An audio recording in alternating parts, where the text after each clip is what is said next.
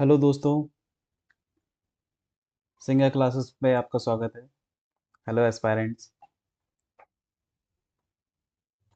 ये economic revision series की lecture third है।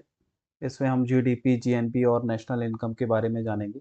ये काफ़ी टिपिकल एंड एक कॉन्सेप्चुअल लेवल के टॉपिक्स हैं। इनको समझना मतलब कि अगर इनको समझ जाएंगे तो इनसे जो रिलेटेड जो भी टॉपिक्स हैं वो बहुत इजी हो जाएंगे आप लोगों के लिए।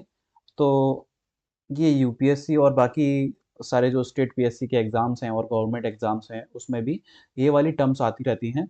तो ये काफ़ी इंपॉर्टेंट हो जाएगा आपके लिए। और इसके पहले जो लास्ट जो लेक्चर था वो हमने बजट के बारे में डिस्कस किया था, जो एक यूट्यूब लाइव लाइव लेक्चर था। और उसके पहले हम लोगों ने फिजिकल पॉलिसी का के बारे में पढ़ा था। और आज हम जीडीपी, जीएनपी और नेशनल इनकम के बारे में जानेंगे।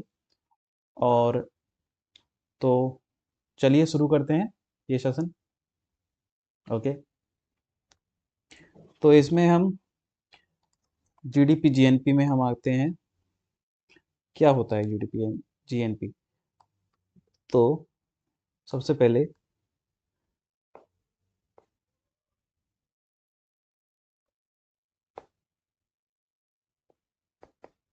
जीडीपी, जीडीपी मतलब कि ग्रॉस डोमेस्टिक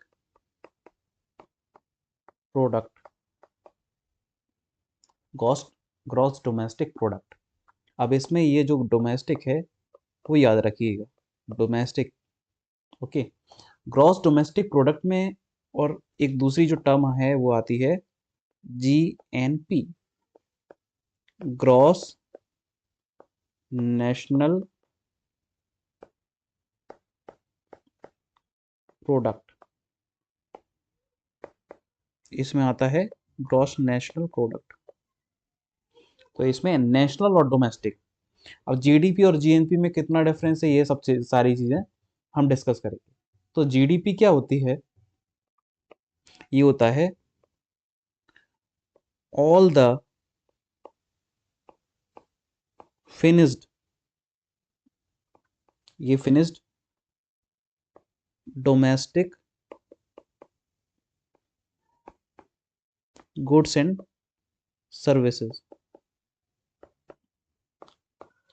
डोमेस्टिक मतलब कि जो हमारे इंडिया में ही बन रही है, चाहे वो दूसरी मतलब कि विदेश की जो कंपनियां हैं, जैसे मान लीजिए डेल हो गई या एप्पल हो गई, या फिर और भी जो भी कंपनीज हैं, वो अगर इंडिया में आके अपना सेटअप करती हैं और उसको कोई प्रोडक्ट डेवलप करती हैं, तो वो किस में आएगा? हमारा ग्रॉस डोमेस्टिक प्रोडक्ट में आएगा, क्योंकि वो डोमेस्टिकली डेवलप हुआ है, डोमेस्टिकली की फिनिश्ड हुआ है प्रोडक्ट।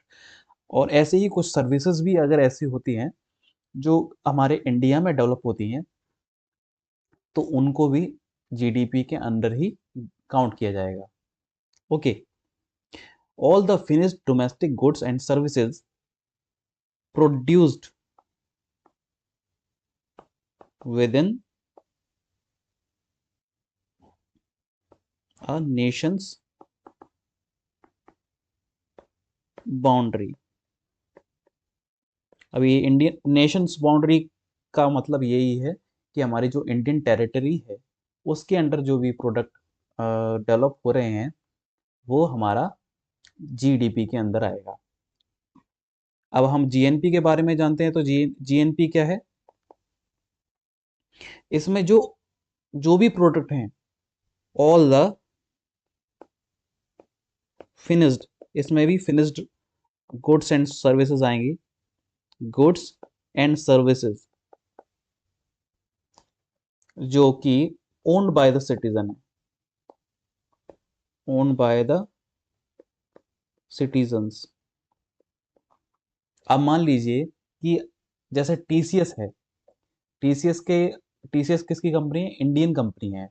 और उसका जो ऑफिसर्स हैं वो एक एमएनसी कंपनी है, तो मल्टीनेशनल मतलब कि अलग अलग देशों में उसके सेटअप हैं। अगर वो मान लीजिए यूएस में सेटअप है, और तो यूएस में रहकर वो कुछ गुड्स एंड सर्विसेज प्रोड्यूस करती है, तो जो सर्विसेज ओन करती है मतलब प्रोड्यूस करती है, वो किस में काउंट किया जाएगा? जीएनपी के अंडर। मतलब कि इंडियन एंटिटी है, इंडियन कंपनी है वो, जो बाहर जाके अपना सामान बेच रही है या फिर अपना सामान ओन कर रही है, तो उसको क्या करते हैं, उसको आएगा ग्रॉस नेशनल प्रोडक्ट में। ओके। मतलब कि नेशनलिटी पर जब होगा, मतलब सिटीजन, मतलब क्या हो गया, एक नेशनलिटी ऐड हो गई है। डोमेस्टिक वाले में क्या आएगा? डोमेस्टिक मतलब कि घर में बन रही है, चाहे कोई बनाने आ रहा है लेकिन घर में बन रही है। और नेशनल मतलब कि हमारा नेशनल सिटीजन्स के द्वारा उसकी ओनरशिप है, उसको बोलते हैं जीएनपी। वो आएगा जीएनपी, उसमें काउंट होगा। और इसको और इजी सीखने समझने के लिए मैं एक एग्जांपल लेके चलता हूँ। इसमें एग्जांपल में ये लीजिए कि मान लीजिए एक, ये हो गया हमारा इंडिया, इंडिया की टेरिटरी, और ये होगा हमारा यूएस की टेरिटरी। ओके। अब इसमें मान लीजिए इंडिया की टेरिटरी में कोई कंपनी जापान की है, जापान की कंपनी है, वो क्या कर रही है, कोई गुड्स प्रोड्यूस कर रही है, गुड्स प्रोड्यूस कर रही है, तो वो गुड्स प्रोड्यूस कर रही है तो वो किस में काउंट होगा? वो जीडीपी ऑफ इंडिया में काउंट होगा। तो ये बताइए कि ये जीडीपी ऑफ जापान में काउंट होगा क्या? नहीं होगा। ये होगा जीएनपी ऑफ जापान में होगा, जीएनपी ऑफ जापान में ये काउंट होगा। मतलब कि अगर बाहर की कोई भी कंपनी होती है, दूसरे देश की कोई भी कंपनी होती है, तो वो अगर यहाँ पर कुछ डेवलपमेंट करती है, तो उस देश के जीएनपी में उसकी काउंटिंग होगी उस प्रोडक्ट की, मतलब उसके जीएनपी में काउंटिंग होगी। बट जीडीपी में किसके काउंटिंग होगी? जिस देश में वो डेवलपमेंट कर रहा है या फिर प्रोडक्ट बना रहा है या फिनिश्ड गुड्स प्रोवाइड कर रहा है, तो वो उस देश के जीडीपी में आएगा। अब उसको एक और एग्जांपल ले लेते हैं। मान लीजिए यूएस में हमारी इंडियन की कंपनी, मान लीजिए टीसीएस है, टीसीएस है, इंडियन कंपनी है। तो अगर ये कुछ इनकम या फिर जो कुछ गुड्स इंट्रोड्यूस कर रही है, तो वो किस में आएगा? वो आएगा जीएनपी ऑफ इंडिया में और जीडीपी ऑफ यूएस। आप समझ सकते हैं, जीडीपी, डी मतलब कि डोमेस्टिक, डोमेस्टिक में आएगा क्या, कहाँ पर हो रहा है। ओके। और एन मतलब कि nationality of company, nationality of entity, कहाँ की है कंपनी? इंडिया की। ऐसे ही सेम, अगर जापान की कोई कंपनी होती है तो नेशनलिटी, जीएनपी मतलब कि जापान, जापान की कंपनी में, जापान की कंपनी है तो जापान के जीएनपी में काउंट होगा। और अगर जीडीपी, जीडीपी किस में होगा? डोमेस्टिक, मतलब कि किस में, डोमेस्टिक टेरिटरी में है वो, इंडिया की टेरिटरी में है, तो वो जीडीपी ऑफ इंडिया में काउंट होगा। ओके। आई होप ये आपको समझ में आया हो। अब इसमें कुछ कुछ चीज़ें हैं। मान लीजिए किसी फॉरेन कंट्री ने गिफ्ट्स दिया है, gift received from foreign country. Okay. तो वो जीएनपी में काउंट होगा कि नहीं होगा?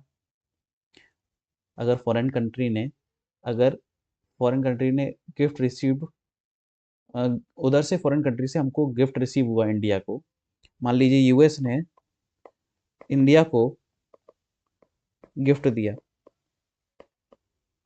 है कहाँ का प्रोडक्ट वो? है कहाँ का प्रोडक्ट? यूएस का। और इंडिया को दिया है, फिनिश्ड गुड किसका हो गया? फिनिश्ड गुड किसका हुआ? ये हुआ यूएस का। तो जीडीपी उसमें होगा या काउंट किस में होगा? ये होगा हमारा जीडीपी ऑफ इंडिया में, बट जीएनपी में काउंट नहीं होगा। ओके। ये जीएनपी में काउंट नहीं होगा क्योंकि वो नेशनलिटी में नहीं आएगा। ओके। अब आगे हम, अब नेशनल इनकम के बारे में जान बात करते हैं।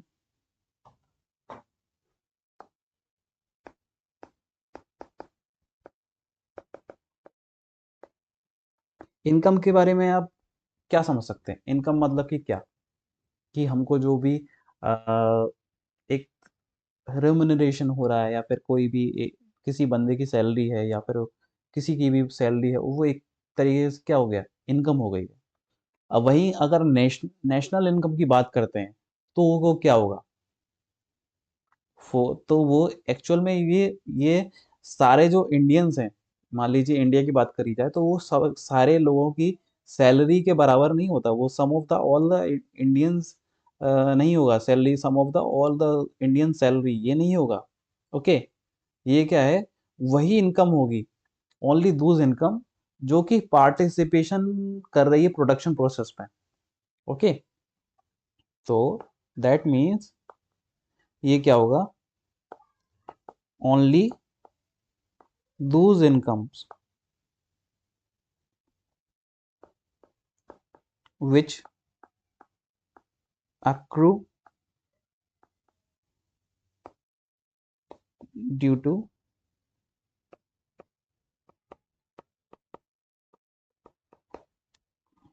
participation in the production process. ये एक इम्पोर्टेंट टर्म है, एक इम्पोर्टेंट चीज़ है इसके लिए, participation in the production process, only those incomes which result from the participation in the production process. Okay, अब मान लीजिए, अब इसमें प्रोडक्शन प्रोसेस हो रही है, तो अगर वो सेल्फ कंजम्पशन हो रहा है किसी प्रोडक्ट का, मान लीजिए कि हम डेली यूज़ में क्या दूध वगैरह लेते हैं, दूध चाय वगैरह लेते हैं, तो वो क्या नेशनल इनकम में आएगा, आएगा? यस, क्यों नहीं आएगा, क्योंकि सेल्फ कंजप्शन में भी अलाउ हो रहा है, तो मतलब कि सेल्फ कंजप्शन प्रोडक्ट भी इसमें आएगा, सेल्फ कंजप्शन प्रोडक्शन।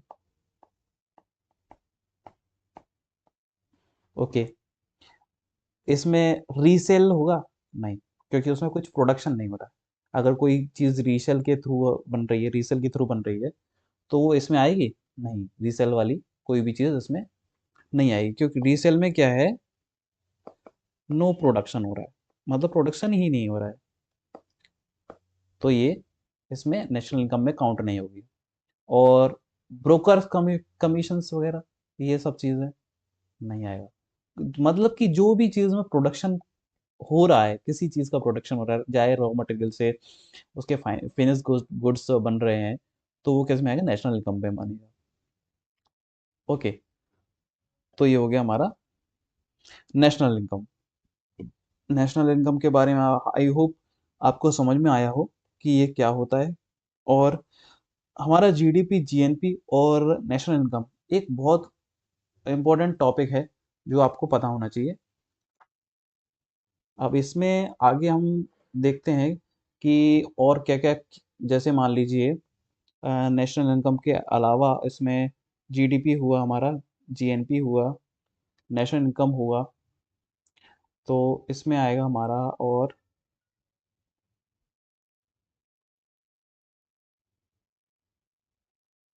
इसमें हम और क्या क्या ऐड कर सकते हैं हम अपने साइड से। अ,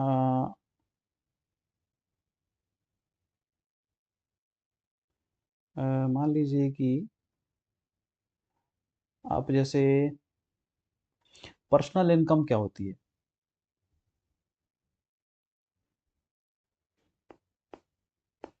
ये भी एक टर्म आती है, पर्सनल इनकम।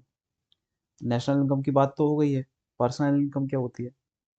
पर्सनल इनकम में क्या आएगा, personal income is equal to national income minus undistributed profits. मैं आपको ये समझाऊंगा, minus net interest payments minus corporate taxes plus transfer payments. तो ये आएगा हमारा पर्सनल इनकम में। तो पर्सनल इनकम मतलब कि सारे टैक्सेस वगैरह, सारे प्रॉफिट, सारे इंटरेस्ट पेमेंट, सारी चीज़ें निकाल के जो हमारे पास बच रहा है, मतलब कोई कंपनी है और उसके थ्रू नेशनल इनकम, मान लीजिए टोटल, एक तरीके से क्या है, कोई भी उसमें टैक्सेस नहीं लगाया गया तो वो एक तरीके से टोटल नेशनल इनकम होगी। ओके, उसमें से उसके जो प्रॉफिट्स हैं उसको हटा दो।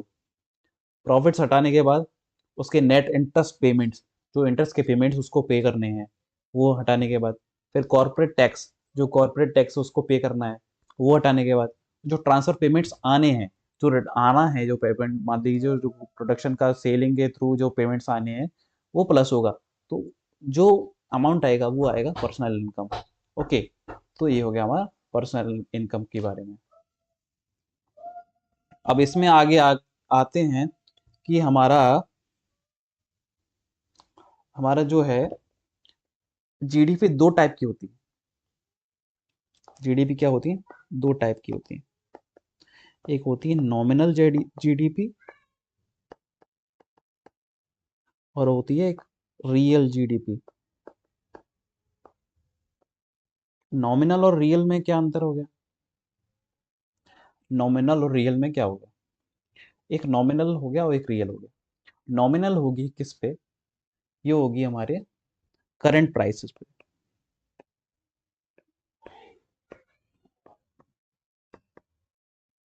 मतलब कि जो करंट प्राइसेस के अकॉर्डिंग जो हमारी जीडीपी निकल के आएगी, जीडीपी का डेटा निकल के आएगा, वो आएगा हमारा नॉमिनल जीडीपी। ओके, और रियल जीडीपी किस पे होता है? एक बेस ईयर पे रेफरेंस ईयर लेते हैं, वो रेफरेंस ईयर में जो प्राइसेस होंगी उसके थ्रू जो जीडीपी का कैलकुलेशन होगी उसको बोलेंगे रियल जीडीपी। ओके, अब इसमें जो क्या होता है, ये क्या है, इसमें इसमें क्या होता है, नॉमिनल जीडीपी में क्या होता है, इन्फ्लेशन कंसीडर हो जाता है, क्योंकि जो करंट प्राइसेस है वो किसके थ्रू होगी, मैंने किस वजह से ऐड हो गई होगी, वो हो गई इन्फ्लेशन की वजह से। जैसे जैसे इन्फ्लेशन बढ़ा बेस ईयर के आगे से, तो वो इन्फ्लेशन कंसीडर हो ही गया, तो इन्फ्लेशन इसमें कंसीडर्ड होता है। ओके, और इसमें क्या होगा, इन्फ्लेशन नहीं होता है। ओके, जो रियल इकोनॉमी अगर हम निकाली जाएगी तो वो किससे, किसी रेफरेंस के थ्रू ही निकाली जाएगी कि हमारी जो इकोनॉमी है एक रेफरेंस के थ्रू, एक रेफरेंस को रेफरेंस मान के कि वहाँ से कितना ग्रो करी है, तो वहीं से हमारी इकोनॉमी हम बता सकते हैं कि हमारा, मान लीजिए कि 2016 से 2014 से हमारी इकोनॉमी इतनी ग्रो कर चुकी है, तो वो उस जीडीपी के, उस बेस ईयर के जीडीपी को रेफरेंस मान के उसको, उसकी ग्रोथ को मतलब कि प्रेडिक्ट कर सकते हैं कि ग्रोथ ग्रोथ को बता सकते हैं कि कितना ग्रोथ हुआ है। तो ये हमारा किस में आएगा, हमारा रियल जीडीपी में। तो रियल जीडीपी ही एक रियल इकोनॉमी के रिप्रेजेंट करती है, रिप्रेजेंट द रियल इकोनॉमी। मतलब कि जो हमारे जीडीपी के डेटा आते हैं ना, तो वो कौन से वाले डेटा आते हैं, वो हमारे रियल जीडीपी के वाले आते हैं, वही जीडीपी वाले डेटा डेटा आते हैं। ओके, इसमें क्या होगा,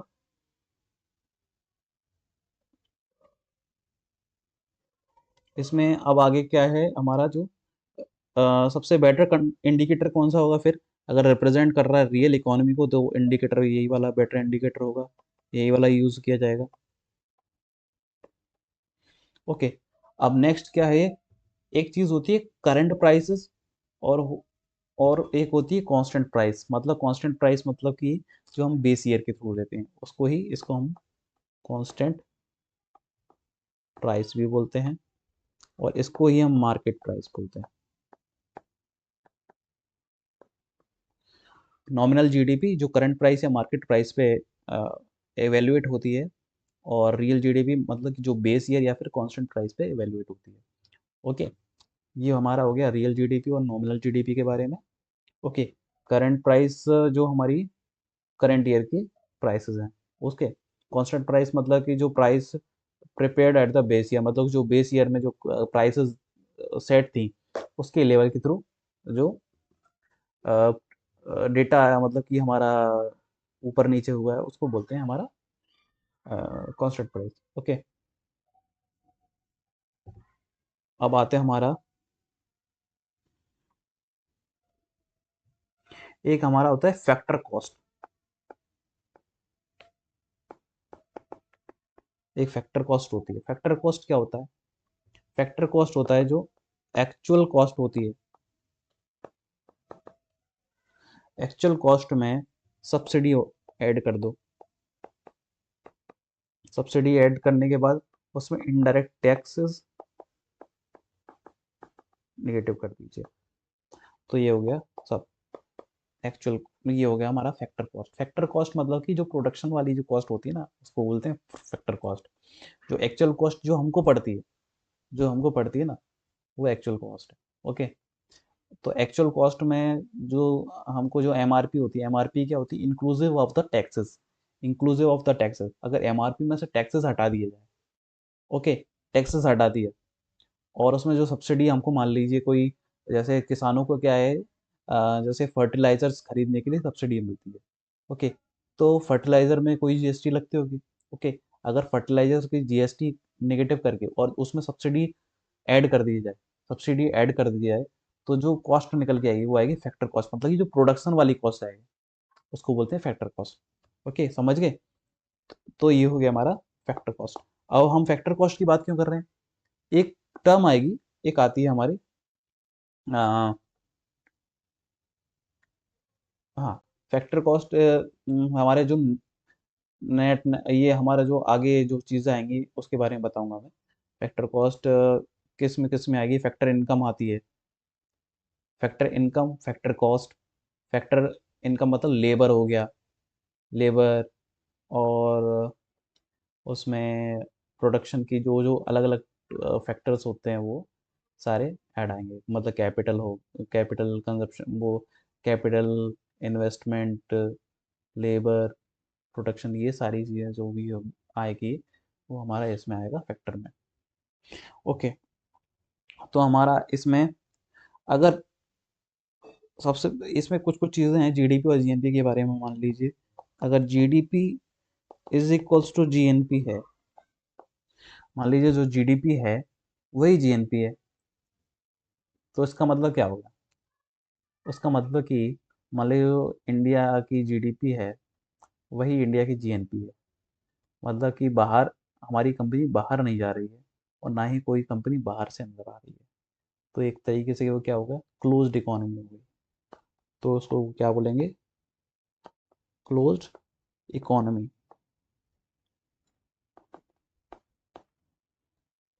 और अगर जीडीपी जीएनपी से ज़्यादा हो गया, अगर जीडीपी ज़्यादा हो गया, डोमेस्टिकली प्रोडक्ट जो बन रहे हैं अगर वो ज़्यादा हो गया, और जीएनपी मतलब जो हमारी जो कंपनी बाहर जाके प्रोडक्शन कर रहे हैं वो अगर कम है, तो उसका मतलब क्या हो गया? कि हमारा मतलब कि इन्वेस्टमेंट अंदर इंडिया में ज़्यादा आ रहा है। ओके, इन्वेस्टमेंट ज़्यादा आ रहा है, और जो बाहर जो इन्वेस्टमेंट हो रहा है वो कम हो रहा है। ओके, तो इसका मतलब क्या है? FDI in domestic is more than investment in foreign by national entity. Okay, अब इसी तरह के, जैसे GDP is less than GNP है, अगर GDP is less than GNP तो वो क्या हो गया? जीडीपी अगर लेस देन जीएनपी है तो मान लीजिए कि जीडीपी कम हो गया, तो मतलब कि कंपनीज जो हैं वो हमारे इंडिया में कमा रही हैं, और हमारी जो कंपनी है वो बाहर जाके कमा रही है, मतलब बाहर जाके प्रोडक्शन कर रही हैं, दूसरे देश के जीडीपी को बढ़ा रही हैं। तो मतलब क्या क्या हुआ? जो हमारा जो एफडीआई, दूसरे देशों में इन्वेस्टमेंट जो है इंडियन का, वो ज़्यादा बढ़ रहा है, बट हमारे देश में इन्वेस्टमेंट नहीं आ रहा है। ओके, तो ये आ गया मतलब कि हमारा outbound investment is more then inward investment. Okay, तो ये हो गई हमारी जीडीपी और जीएनपी की बात। अब इसमें और एक और भी चीज़ें आती है, जैसे net national productivity, net national productivity, और ऐसे ही नेट डोमेस्टिक प्रोडक्टिविटी।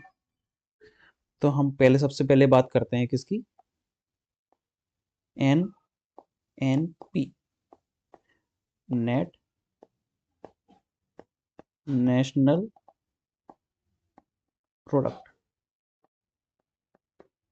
ओके, तो ये क्या है, ये किसके बराबर होगा, जो जीएनपी है, जीएनपी में से अगर माइनस कर दे डेप्रीशिएशन,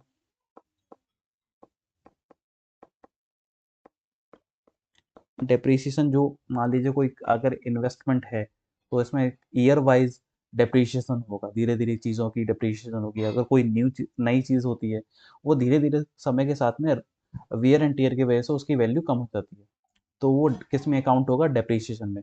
तो net national product is equal to GNP minus depreciation. Okay, और सेम एनडीपी क्या होगा हमारा, जीडीपी माइनस डेप्रीशिएशन। ओके, जो हमारा net domestic product will be is equal to GDP minus depreciation, same. Okay, तो ये सारी चीज़ें होंगी हमारे एन एन की पी के बारे में हो गई, जीडीपी के बारे में हो गई। अब हम इसके बारे में और क्या करेंगे हम, हाँ, और भी चीज़ें आती हैं, जैसे हमारे जीडीपी डिफ्लेटर क्या होता है।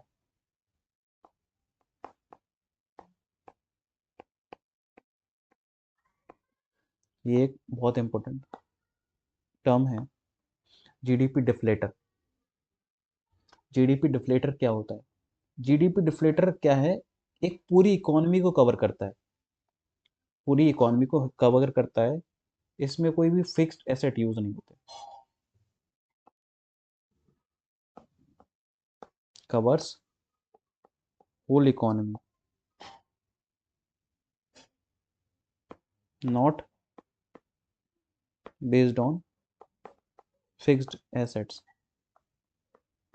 मतलब केवल प्रोडक्ट वगैरह जो एसेट्स हैं उस पे ही डिपेंड नहीं करेगा, वो सारी इकोनॉमी पे, मतलब जो कंजप्शन वगैरह, सारी जो कंज्यूमेबल्स भी होंगे ना, उन पे भी जीडीपी डिफ्लेटर का जो, मतलब सबको कवर करेगा इसमें, होल इकोनॉमी, कंजप्शन वाला चीज़ें भी, एसेट्स वाली भी।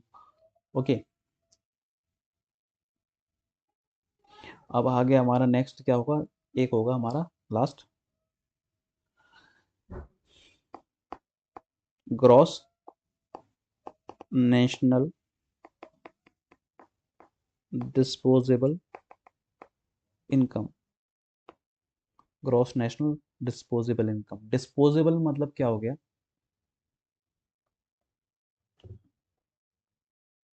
डिस्पोजेबल मतलब क्या हो गया, मतलब कि हम इसको यूज में जो आती है, सारी जो चीज़ें हैं, मतलब कि सारे डिडक्शन वगैरह हटा के, जो मान लीजिए हमारी जो सैलरी आती है, सैलरी में से हम जो सारे खर्चे वगैरह, सारे जो टैक्सेस वगैरह निकालने के बाद जो हमारे हाथ में जो आता है ना, जो डिस्पोजेबल इनकम, उसको बोलते हैं डिस्पोजेबल इनकम, डिस्पोजेबल। ओके, तो इसको क्या बोलेंगे हम, income available to the nation, क्योंकि इधर किसकी बात कर रहे हैं, नेशनल की, नेशन फॉर फाइनल कंजप्शंस। मतलब कि अगर पर्सनली हम इस चीज़ को देखें, अगर पर्सनली इस चीज़ को देखें तो जो सारे जो टैक्सेस वगैरह हटाने के बाद, जो पीएफ वगैरह पैसा कटने के बाद जो सैलरी में से जो पैसा बचता है, तो उसको वो क्या होगा, हमारा फाइनल कंजप्शन के लिए आ जाता है, वो पैसा बचा हुआ, वही हमारा डिस्पोजेबल इनकम होता है, वही पर्सनल डिस्पोजेबल इनकम भी बोलते हैं उसको। ओके, तो ये है हमारा कंजप्शन एंड सेविंग्स। जो फाइनल कंजप्शन और सेविंग्स के लिए यूज़ होता है। मतलब कि जो हम जो भी हमारा सेविंग्स उसके बाद में हम जो करते हैं कहीं पे भी, जो शेयर मार्केट में या कहीं म्यूचुअल फंड में, तो वो सारी चीज़ें जो आती हैं वो डिस्पोजेबल इनकम में आती हैं। मतलब income available to the nation for final consumption and savings. तो ये सारी चीज़ें आ गई क्रॉस, किस में आ गई, ग्रॉस नेशनल डिस्पोजल इनकम में। अब इसमें क्या होगा, सारी इनकम आएगी जो अर्नड है वो, एंड ट्रांसफर्ड जो है। जो ट्रांसफर वाली होती है वो किस क्या होती है, नॉन अर्नड होती है, अनअर्न होती है, अनअर्नड होती है। ओके, तो ये हो गया हमारा ग्रॉस नेशनल डिस्पोजेबल इनकम हो गया हमारा। ओके, पर्सनल इनकम हमारा हो चुका है। अब इसके आगे क्या कर सकते हैं हम। हम्म अब इसके आगे हम नेक्स्ट जो टॉपिक पढ़ेंगे वो हमारा, अब आपको जीडीपी और जीएनपी के बारे में पता ही चल ही गया होगा। जो जीडीपी की जो ग्रोथ, जो हमारी इकोनॉमी की ग्रोथ होती है, वो कौन सी वाली जीडीपी से होती है, रियल जीडीपी से होती है। रियल जीडीपी किस पे होती है, वो मार्केट प्राइस पे नहीं होती है, वो होती है फिक्स्ड प्राइस पे, फिक्स प्राइस पे, कांस्टेंट प्राइस पे, कांस्टेंट प्राइस पे होती है। ओके, जिसमें जो हमारा इंडिया का जो जीडीपी काउंट होता है ना, उसमें बेस ईयर कौन सा आता है, उसमें बेस ईयर आता है 2011 12। मतलब कि जो हमारा, आपको याद रखने के लिए क्या है, हमारा जो 2011 और 2012 वाला, वो है 2011 2012 वाला, उसको याद रखना है कि हमारा जो बेस ईयर है वो कौन सा है। ओके, इसमें सारे जो भी वैल्यू एडिशन है वो सारी चीज़ें आ जाती हैं जीडीपी में। मतलब कि जो हमारा प्रोडक्ट कहीं डेवलप हो रहा है वो सारी चीज़ें आ जाती हैं इसमें। ओके, अब जीडीपी को कैलकुलेट करने के लिए दो मेथड होती हैं, वो भी आपको बता देता हूँ। जीडीपी को दो मेथड होती हैं, टू मेथड्स। एक होता है हमारा income method. Okay, income method के थ्रू हम निकाल सकते हैं। और एक दूसरा होता है एक्सपेंडिचर मेथड। दूसरा कौन सा होता है, एक्सपेंडिचर मेथड। वही चीज़ है ना, कि मान लीजिए कि इनकम कितनी हो रही है उससे भी हम निकाल सकते हैं, और एक्सपेंडिचर कितना कर रहा है वो भी, कितना आ रहा है और कितना जा रहा है उससे हम जीडीपी को कैलकुलेट कर सकते हैं। ओके, तो अब अगर इनकम मेथड की बात करें,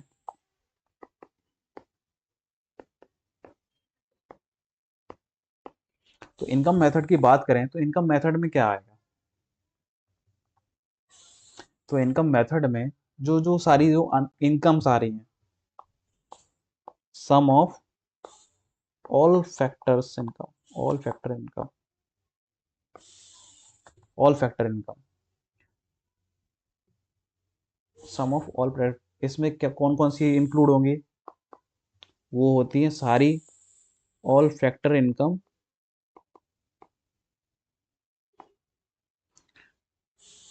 विच इज विच इज जनरेटेड, जो भी इनकम प्रोडक्शन के थ्रू जनरेट हो रही है, production generated by production of goods and services, G and S मतलब गुड्स एंड सर्विसेज। ओके, जो भी इनकम, जो सारी जो इनकम जो प्रोड्यूस हो रही है विच is generated by production of goods and services, वो इसमें इंक्लूड होंगी। बट इसमें क्या इंक्लूड नहीं होगा, ट्रांसफर पेमेंट्स नहीं आएगा,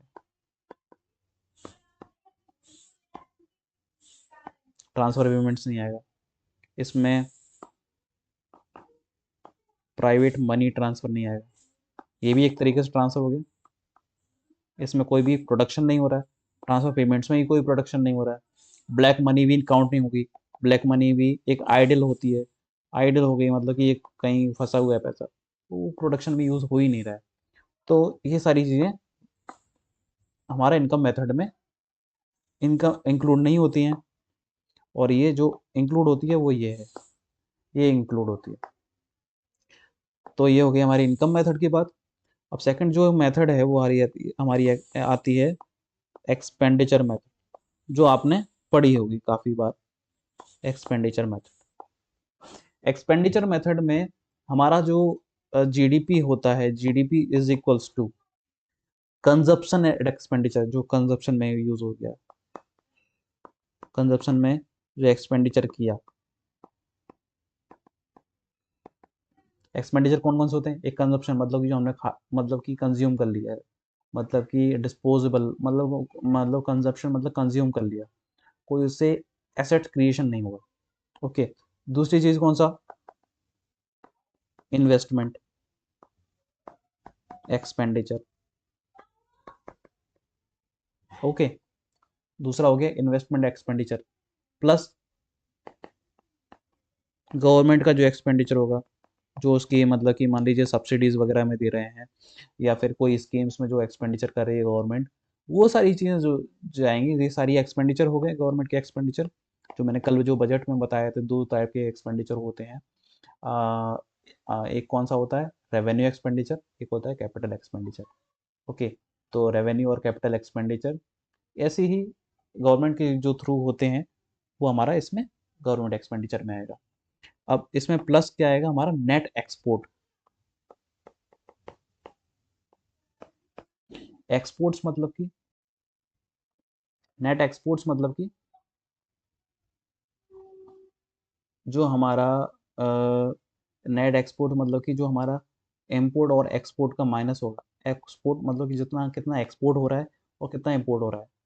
मान लीजिए 100 चीज़ें हम एक्सपोर्ट कर रहे हैं और 90 चीज़ें हम इंपोर्ट कर रहे हैं, तो जो नेट एक्सपोर्ट क्या होगा? 10। अगर वही चीज़ मान लीजिए 100 चीज़ें हम एक्सपोर्ट कर रहे हैं और 200 चीज़ें हम इंपोर्ट कर रहे हैं, वही चीज़ अभी इंडिया की हालत है, क्योंकि एक्सपोर्ट हमारा कम है, इंपोर्ट ज़्यादा है हमारा। तो तो उस चीज़ में हमारा नेट एक्सपोर्ट क्या होगा? माइनस में आएगा। तो ओके। तो ये चीज़ आएगी हमारा जीडीपी में, इस तरीके से ये काउंट होगा। ओके। तो ये एक्सपेंडिचर मेथड और इनकम मेथड मैंने आपको बता दिया है कि क्या क्या होता है। ओके। तो अब नेक्स्ट लेक्चर में मिलते हैं। आई होप आपको मेरी ये जो भी मैंने टॉपिक्स पढ़ाए हैं वो आपको समझ में आए हो। आगे मिलते हैं। धन्यवाद। और बने रहिए सिंगर क्लासेस पे। और जो वीडियोस सर डालते हैं और मैं डालता हूँ, उनको आप शेयर कीजिए, आगे भेजते रहिए अपने दोस्तों को, जिससे कि काफ़ी लोगों को एडवांटेज मिले। ओके। धन्यवाद। Thank you. Good night.